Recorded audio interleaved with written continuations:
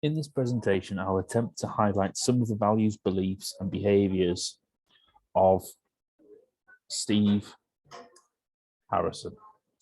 So a little bit of information about Steve Harrison. Steve Harrison is a football manager and coach who's worked with Watford, Millwall, Crystal Palace, Wolverhampton Wanderers, Preston North End, Aston Villa, and England.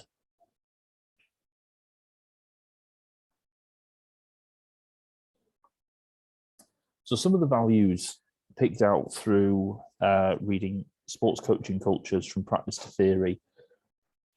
I've identified a couple of those values, talked about credibility and ensuring that your players actually respect you really in what you stand for, and who you are as a person.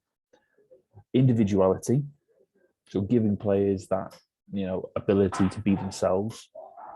Positivity, and create an environment that essentially allows players to feel comfortable and not be bogged down with negative feelings.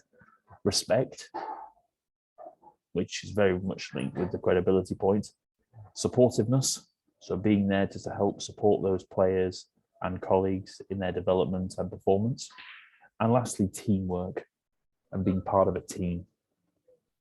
So some of the beliefs that I picked out through the reading: coaches need to be able to relate to players and footballers as individuals. So they're not just there as a player. They're not just there to play football. They're there because they're an individual as well. This links back to almost that respect and supportiveness, but also that individuality point as well. Corrective feedback to players must be accompanied by a positive input. Now, this is quite common within coaching, that when we try and give players the ability to develop, we have to identify an area of weakness, but it's always important to give them that positive input as well. So we're not just forcing them to think about the negatives. Oh, you did this wrong. So they get stuck on that negative thinking. Give them a positive input, and that will help to reinforce that positive behavior, that positive mentality. Players who can think independently and can creatively express themselves will be more confident. I think this is a really interesting belief, actually, because by saying they're independent, that also automatically means, of course, they're going to be more confident. But I think the key point I take from this is creatively express themselves, I think, is a really good point. And that links back to creativity and individuality. Feedback to players should be individualized. When you hear it like that, it makes you think, yeah, it's kind of a no-brainer. Of course, it should be individualized. It shouldn't be generic. It shouldn't be a broad piece of feedback. Each individual player will have different things that player needs to work on. Yes, there might be some trends, and that's fine. But one of the things that Steve talks about in the chapter is he would much rather have a conversation with that player about what that player needs to work on than have a conversation with everybody about what individuals need to work on in a group environment. A positive environment is the key to success.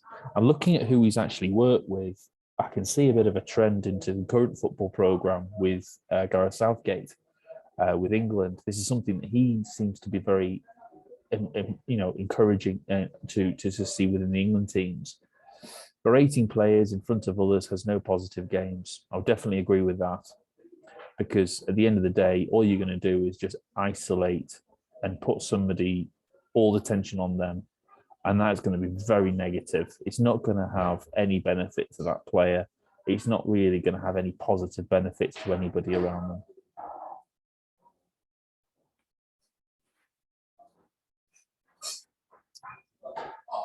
Players to be comfortable to accept advice. You've got to make sure they feel comfortable to accept advice. Otherwise, they're not going to listen to what you're saying. Supportive framework can help resolve problems. Everyone needs to be moving in the same direction. These last 2 points, I think, are quite self-explanatory and definitely reinforce comments throughout the literature.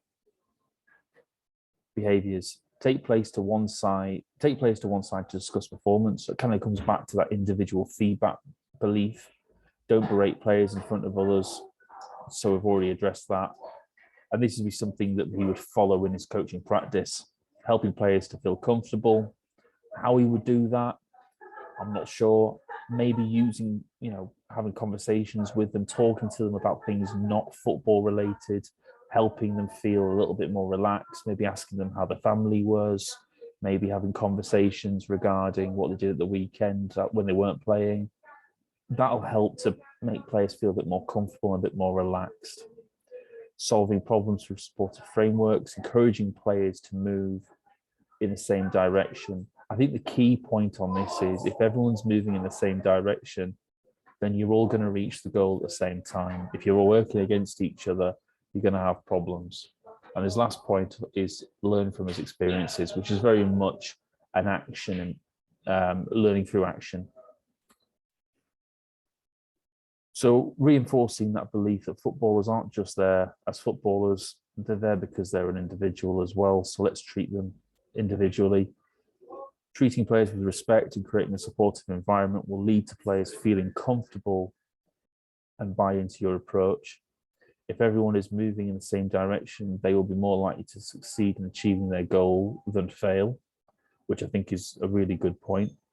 Now, if everyone's moving in the same direction, but actually that's the wrong direction, well, you're more likely to reach your end goal a lot quicker than if it was the right direction. However, you're going to end up all at the same page together.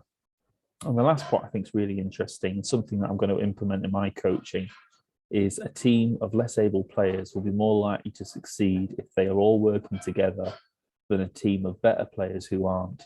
So you could have all the best players in the world, but if they're all moving in different directions and wanting to do different things, you're not going to get where you want to go with them, but you might do with a group of less able players who are going to listen to you and are going to follow you to the end goal. And there's the reading.